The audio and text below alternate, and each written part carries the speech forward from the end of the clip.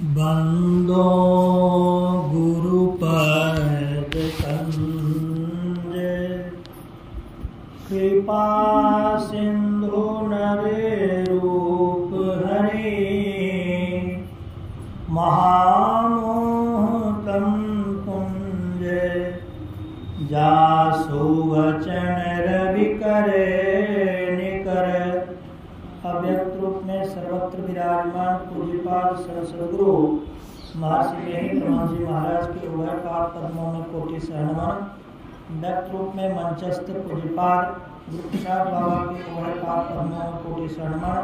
पूज्यपाद रविंद्र बाबा, पूज्य शंभू बाबा, पूज्य सूर्यनारायण बाबा, बुद्ध मंगल में साधु समाज और रोहतास जिले के डेहरी ओसम सब डिवीजन के सत्संग प्रेमी महानुभावों, माता तथा भक्तिमती बहनों, यह हमें सुनकर बहुत खुशी हो रही है कि डेहरी ओसम आश्रम के पूर्व अध्यक्ष जी अपने पुत्र के पौत्र के जन्मदिन के अवसर पर 2 बार सत्संग कराए। और इस तरह से हम अपने संतमत में बहुत जगह देखे हैं, लोग मैरिज एनिवर्सरी तक पर सत्संग करा रहे हैं। यह देश में धार्मिक ज्ञान का ज़्यादा विकास हुआ है, इसलिए ऐसा हो रहा है। और हर धर्म में जो सत्संगी गण हैं और जितना खुशी का पर्व होता है उसको सत्संग से अगर मना लें तो सत्संग की जो खुशी है उसको तो स्वर्ग और वैकुंठ से भी ज़्यादा अच्छा कहा गया है। तो प्रपौत्र का जन्मदिन वैकुंठ और स्वर्ग से भी बड़े जगह पर हो, इससे बढ़कर खुशी की बात और क्या हो सकती है। और हम गुरु महाराज से प्रार्थना करेंगे कि जैसे नरसिंह बाबू को भगवान ने सम्मति दी और ऐसा सत्संग हुआ, बार बार इनके मन में ऐसा भाव आए और घर की खुशी जो मनाई जाए इसी सत्संग के रूप में मनाई जाए। आज जो पाठ हुआ है कुछ रविंद्र बाबा से मैंने ही कहा था कि जगत प्रसवकर्ता ईश्वर का तत्व ज्ञान प्राप्त करने के लिए पहले बुद्धि योग करें, जो हम लोग भी कर रहे हैं। बुद्धि योग अब जगत प्रसवकर्ता का ज्ञान हम क्यों प्राप्त करें? कारण हम लोग के प्रसवकर्ता तो माता पिता है, लेकिन यहाँ दिक्कत है क्या, ये जो माता पिता है हमारे अनेक जन्म हुए हैं, हम सबों के अनेक जन्म हुए हैं, उसमें अनेक बार हम लोग के माता पिता हुए हैं। अनेक माँ, अनेक पिता, अनेक भाई, अनेक बहन, अनेक पत्नी, अनेक भाई, सभी लोग होते हैं। परंतु परमात्मा हर जन्मों में जो उसके कारण हमारी उत्पत्तियाँ होती है वह तो परमात्मा है। इसलिए हम लोग सीधे परमात्मा का तत्व ज्ञान प्राप्त करें, क्योंकि यही काम करने के लिए मनुष्य धरती पर आया है। देह धर कर यही पल भाई, भजिए राम सब काम बिहाई। गुरु महाराज ने कहा कि इस शरीर को, मनुष्य शरीर को हमने लोग, हमारी आत्मा ने धारण किया है। इसका उद्देश्य यही है कि हम सारे कामों को छोड़कर राम का भजन करें। राम मन जिसमें रमण करे, प्रभु परमात्मा का भजन करें। उसके लिए हम लोग धरती पर आए हैं। तो यह उसको कैसे हम परमात्मा को जानेंगे, उसकी प्रक्रिया क्या है, उस स्वरूप को कैसे प्राप्त करेंगे?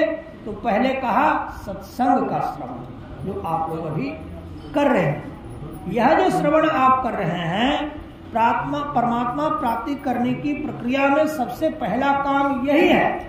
यह सत्संग मैं कहता हूँ, जब आपके आश्रम में साधु महात्मा जब रहते हैं, ये तो आज एक आयोजित है, इसमें आयोजक का परिश्रम और पैसा लगा है, परंतु आपके आश्रम में हमेशा सत्संग होते रहता है, साधु महात्मा आते रहते हैं।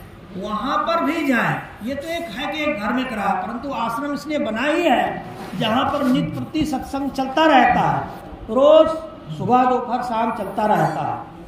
और आप लोग से निवेदन है कि आप जब ये सत्संग नहीं चलता हुई तो घर का आयोजित है और आश्रम में तो रोज चलते हैं, उसमें भी भाग लेते रहे। मैं 2002 ईस्वी में PhD का लेखन समाप्त करके बनारस से आया बांका में, मेरे घर पर। मैं बनारस के कमरे को छोड़ दिया और यहाँ एक गुरु थे, हमसे उम्र में छोटे थे परंतु ध्यान में बड़े ऊंचे थे, 22 साढ़े 22 घंटा ध्यान करते थे। उनकी कुटिया पर 8 साल तक लगातार उनके प्रवचन को सुना। उसके पहले संसारी विद्या में मन रमता था, तो उतना प्रवचन संबंधी बातें दिमाग में नहीं आती थी। तो उनको सुनते सुनते मन में वैराग्य हुआ उनकी कुटिया पर झाड़ू मारना, पोछा करना, ये सब होता था मेरा 8 साल तक हुआ। तो फिर मन किया कि अब संन्यास लिया जाए। तो मैंने गुरु से, ज्ञानानंद बाबा से नाथनगर से संन्यास लिया और उन्होंने उसके बाद से यही सत्संग भजन चल रहा है। फिर हमको लगा कि कई लोग कहते हैं कि पढ़ लिख के आदमी तो बड़ी बड़ी नौकरियां करता है, मुझे भी नौकरी मिली, परंतु उस और मेरा मन नहीं बहका। हम साधु संघ में आ गए थे और हम लोग के गुरु बड़े पक्के गुरु हैं। उसके लिए भी दूसरे मंत्र में कहा गया, आप परमात्मा से यह प्रार्थना करें कि जो सच्चे सदगुरु की प्राप्ति मुझे हो। तो वो गुरु की प्राप्ति हम लोग को हो गई। अभी बहुत सारे दूसरे मतों में आप जब प्रवचन सुनेंगे वहाँ से शिकायत आती है, दीक्षा लेकर के वर्षों बिता दिए, फिर कहते हैं ये गुरुए पूर्ण नहीं था, अब दूसरे संप्रदाय में लीजिए। हमको बहुत सारे फोन्स आते हैं बहुत जगह से। अब नाम बोलेंगे तो लोग कहेंगे कि संप्रदाय की निंदा करता है, इसलिए हम खुलकर नाम नहीं कहेंगे, ऐसा आता है। हम लोग में यह समस्या नहीं है। हम लोग के गुरु पूरे के पूरे थे, निर्वाण प्राप्त किए थे, इनके रास्ते पर चलेंगे तो प्राप्त कर भी लेंगे। उसमें पहली बात होती है साध संगत। कल मैं आश्रम में अकेला था, बाबा लोग सब बाहर गए थे, मैं अपने को अकेला महसूस करने लगा। क्यों? क्यों मेरी साध संगत छिन गई थी। साध संगत संसारी संगत में अंतर है। बड़े मकान में होना एक बात है और बहुत बहुत साधु के संग में रहना दूसरी बात है। यह कहा गया है प्रथम भक्ति संतन कर संगा। यह नहीं कहा कि प्रथम भक्ति 4 एकड़ का आश्रम कर संगा, ऐसा नहीं कहा गया। हमारी पहली ध्यान की पढ़ाई फूस की कुटिया में 8 वर्ष तक हुई चट्टी पर। यहाँ तो बड़ा आसन लगा, इतना आसन वहाँ नहीं था, प्लास्टिक वाला चट्टी रहती थी और 8 साल ऐसे ही चला था पहला।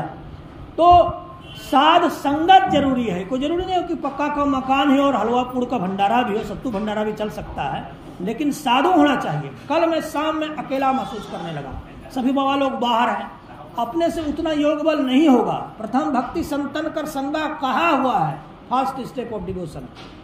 उसको आप जैसे साधु संगत खोएंगे, आपकी ध्यान की प्रगति रुकने लग जाएगी। जैसे संसारी विद्वान लोग किताब पढ़ पढ़ के विद्वान बनते हैं, परमार्थ की विद्या लेने के लिए साधु के शरीर से यौगिक आभा को ग्रहण करना पड़ता है। जब आप साधु संगत में नहीं रहेंगे तो वो आभा आएगी नहीं। इसलिए आश्रम में किसी चीज की कमी हो जाए वो क्षम्य है, साधु की कमी होगी तो वो गड़बड़ा जाइएगा। कल मैं अकेला ध्यान पर बैठा था, बाबा लोग जब नहीं थे, हम लड़खड़ाने लग गए, तो बेचैनी लग रही है।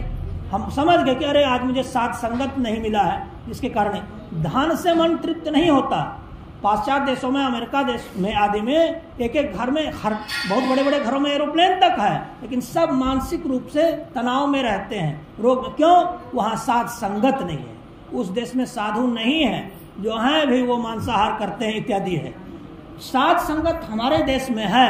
सब कुछ लुट जाए तो लुट जाए, साधु चरण जिसका नहीं लुटता, साधु चरण में आप जब तक रहेंगे तब तक काल आपका कुछ नहीं बिगाड़ सकेगा।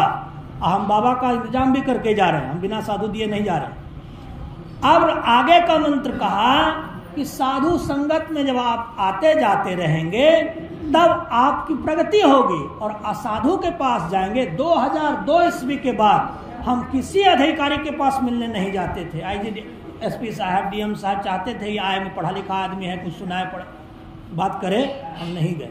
केवल एक गुरु के चरण शरण में 8 साल तक पढ़े। उन्होंने कुछ प्रकाश संबंधी ध्यान हमको सिखाया अंदर में। अगर आपको अंदर में प्रकाश नहीं है, आपका अंधकार नहीं मिटा, तो जीवन ऐसे ही व्यर्थ चला जाए। वो होगा कैसे? पैसा कमाने से नहीं होगा। अभी लोग चिया खेली भारती में आए गए तो एक भक्त आया, कहीं आसपास कहीं नौकरी करता है, SHO, तो बोला कि बाबा हम जितना पैसा कमाएंगे सत्संग में देंगे।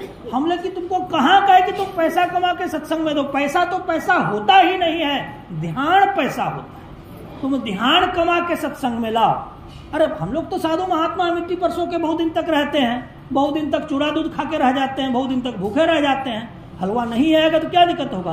परंतु यह जो सोचेगा कि हम बहुत पैसे कमा लेंगे तो ध्यान कर लेंगे, यह सोच ही गलत है। जो ध्यान कमाता रहेगा वही ध्यान कमा सकेगा, पैसा कमाने वाला नहीं कमा सकेगा। एक बात। दूसरी बात, आगे जो पाठ में आया, अविवेकी के लिए शास्त्र भार है। जो चिंतन नहीं करता, मनन नहीं करता, क्योंकि ध्यान के पूर्व कुछ दिशा निर्देश दिए गए हैं, जैसे मंत्र इत्यादि बताए गए हैं। तो आप विवेक नहीं करेंगे, विचारशील नहीं रहेंगे, तो बड़े बड़े शास्त्र जो सदग्रंथ है, जैसे वेद है, पुराण है, गुरु महाराज के ग्रंथ हैं, ये सब सारे ग्रंथ हैं, ये आपको भार बुझाएगा, परंतु आप चिंतन करेंगे तो आप शास्त्र की तरफ जाएंगे। देखिए शास्त्र क्या क्या कहता है। अविवेकी के लिए शास्त्र भार है और रागी के लिए ज्ञान भार है। जो संसार में लिप्त व्यक्ति है, विषय वासना में लिप्त है, उसको ज्ञान संबंधी बात कहिएगा फालतू बकवास करता है और सब ये बहुत बात करता है, ऐसे करके हटा देगा, नहीं सुनेगा वो, क्योंकि वह रागी है, वो ज्ञान संबंधी बात सुनेगा ही नहीं। राग में अटैच्ड है, वह अटैच्ड है, विषयों में जुड़ा हुआ है, वो निर्विषय की तरफ, परमात्मा की तरफ जाने की क्षमता नहीं रखता है। फिर आगे कहा कि अशांत मनुष्य के लिए मन भार है। ये मन बहुत बड़ा हाथी है, इसको बांधना बड़ा कठिन है। बांधने वाला एक ही में औकात है, वह है शब्द। इस गजराज को, मन को बांध करके, जैसे सीकर में बड़े बड़े क्रिमिनल को पकड़ लाते हैं, ये मन ही, ये शब्द ही है। इस जो अशांत मन है वो शब्द ही खींच करके अंदर ला सकता है। और शब्द की आराधना इतना आसान नहीं। आप कभी भी साधु संगत ना छोड़ें। खाना पानी पीकर रह जाए मंजूर है, साधु नहीं छोड़िएगा। जहां साधु एक चलती फिरती अध्यात्म की किताब होती है, उसकी शरीर से यौगिक आभा आती है। वह आभा जब आपके मन मस्तिष्क पर पड़ता है तो आपका मन विकार रहित होता है, और जैसे आप विकार रहित होंगे तो आप निर्विकारी अवस्था में आने लगे, तो आप परमात्मा की तरफ बढ़ने लगेंगे। और साधु जैसे संत चरण छोड़ेंगे, साधु चरण छोड़ेंगे, आपका मन विकार से परिपूरित हो जाएगा, अंधकार में और नीचे नीचे नीचे फेंक दी जाएगी।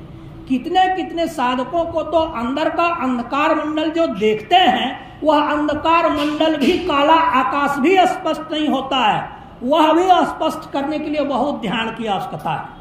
और बहुत ध्यान करने का एक ट्रिक है, एक तरीका है, एक शॉर्ट फार्मूला है। वह है जितना ज्यादा से ज्यादा साधु संगत कर सके। अगर बहुत साधु को बुलाएंगे तो आपका पैसा खर्च हो जाएगा, इसलिए जहां बहुत साधु रहते हैं उसका दर्शन कीजिए। कबीर बाबा ने कहा कि दर्शन कीजिए साधिका दिन में कई एक बार। बार बार साधु का दर्शन करने क्या मिलेगा? कहेगा बाबा जी के पास दर्शन करने जाएंगे तो बोलेगा पैसा चढ़ा, तो पॉकेटे खाली हो जाएगा, ये तो घाटा लग गया। नहीं, वो अलग बात, वो अलग विषय है। आप साधु के, जो भी सही में साधु है, जो ध्यान करता है, नियम पूर्वक करता है, उसकी यौगिक शक्ति में यह औकात होती है कि आपके अंतर पट को वो खोल देता है। एक ग्रंथ में हम पढ़ रहे थे कि पाप हर व्यक्ति से होता है, विकार हर व्यक्ति के मन में होता है। यहाँ तक गुरु महाराज ने भी लिख दिया कि षड विकार की हर घड़ी उठत होत न अंत, क्योंकि वो जब शरीर अवस्था में हो, सब कहा हुआ, जब जब शरीर, जहां जहां शरीर है, शरीर का सहचर है, ये विकार है। ये शरीरों से जब आप पार जाएंगे तो विकार का पाला छूटेगा। ये बहुत बड़े क्रिमिनल है, मनुष्य पर सेट किए गए हैं। आप यदि घर में ध्यान करेंगे एकांत कक्ष में, तो आप कहेंगे कि घर में क्या कमी है, गुरु महाराज का फोटो लगा लिए कि बाबा जी लोग तो ऐसे ही अपना पैसा निकालने के लिए बुद्धि लगा लिया कि मेरे पास दे। ये बात नहीं है। वहां आपको 6 षड्विकार लूट लूट के खा के खत्म कर देंगे। काम, क्रोध, लोभ, मद, मोह, ईर्ष्या, द्वेष, ये सब लुटेरे सब वहां पर हैं। परंतु किसी साधु के सानिध्य में जब करेंगे आप, पहले चलता था मूर्ति के पास, तो मूर्ति तो निर्जीव होती है, मूर्ति से परमात्मा निकालना बच्चे का खेल नहीं है, सामान्य भक्त नहीं निकाल पाएगा। परंतु कोई साधु के सानिध्य में, हमारी जो ध्यान की पढ़ाई हुई है, एक बाबा के सानिध्य में हुई है। मैं उनके पास पांव छू देता था, उनको डिस्टर्ब नहीं करता था, रूम में गया, पांव छू लिया, आगे चट्टी निकाल के बैठ के ध्यान कर लिया, 5 बार कर लिया, फिर अंतिम में प्रणाम करके हम चले गए। ऐसे करके मेरी ध्यान की। यहाँ भी जो मैं आता हूँ, जब तक गुरु प्रसाद के बाबा के चरण शरण में रहने के लिए, उनकी यौगिक शक्तियों को ग्रहण करने के लिए, इसी को उपनिषद पढ़ना कहते हैं। कोई योगी के समीप में बैठकर साक्षात्कार करना या उपनिषद पढ़ना होता है। तो ये सब बातें में कुछ कुछ रखा है। समय ज्यादा हो रहा है और सब लोग, भूख भी सबको लगा है, इसलिए अभी हम रोक देंगे, काहे कि भूख लग जाएगा तो फिर दिक्कत होगा। बोलिए प्रेम से श्री सद्गुरु महाराज की जय, श्री सद्गुरु महाराज की जय, श्री सद्गुरु महाराज की जय। अब हम वहां चलेंगे। आप रविंद्र बाबा हैं, उपाघाट से मुख्य अतिथि के रूप में पूर्णिमा को बुलाए गए थे, बीच में सासाराम से, और नरसिंह बाबू का आग्रह था आज यहाँ है, इसके बाद ये कृपा घाट के लिए प्रस्थान करेंगे।